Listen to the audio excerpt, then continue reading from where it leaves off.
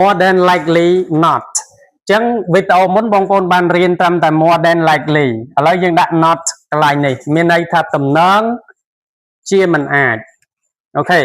ចឹងក៏បដិសេធទេ this problem will more than likely not happen again បញ្ហានេះតំណងជានឹងមិនអាចកើតឡើងទៀតទេចឹងបងប្អូននឹងឆ្ងល់chứមិនក៏មិនដាក់ will not ដាក់កន្លែងនេះទៅពីព្រោះសំណង់នេះគេចងមកអញ្ចឹងណាបងប្អូនណាបើសិនជាយើងប្រើ more than likely not នឹងទៅនៅកន្លែងនោះពីព្រោះវាជាបង្គំពាក្យរបស់គេមកប៉ុន្តែបើបងប្អូនដក more than likely not ចោលយើងប្រើពាក្យអីគេ probably អញ្ចឹងទៅអញ្ចឹងអាហ្នឹង will not នៅកន្លែងហ្នឹងហើយ not នៅកន្លែងហ្នឹងហើយអញ្ចឹងភាពខុសគ្នាកន្លែងហ្នឹងឯងខ្ញុំសូមបញ្ជាក់ឲ្យហើយyour wife will more than likely not come to the party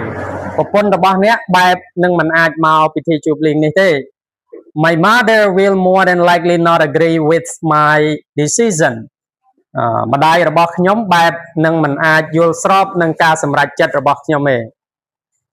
My team will more than likely not finish the project today ក្រុមរបស់ខ្ញុំបែបនឹងមិនអាចបង្ហើយគម្រោងនៅថ្ងៃនេះបានទេ I will more than likely not go out tonight ខ្ញុំបែបមិនអាចចេញទៅក្រៅបានទេនៅយប់នេះអូខេអញ្ចឹងកុំច្រឡំដាក់ I will not more than likely go out បងប្អូនណាព្រោះវាជា clear បង្គំមកបែបនេះ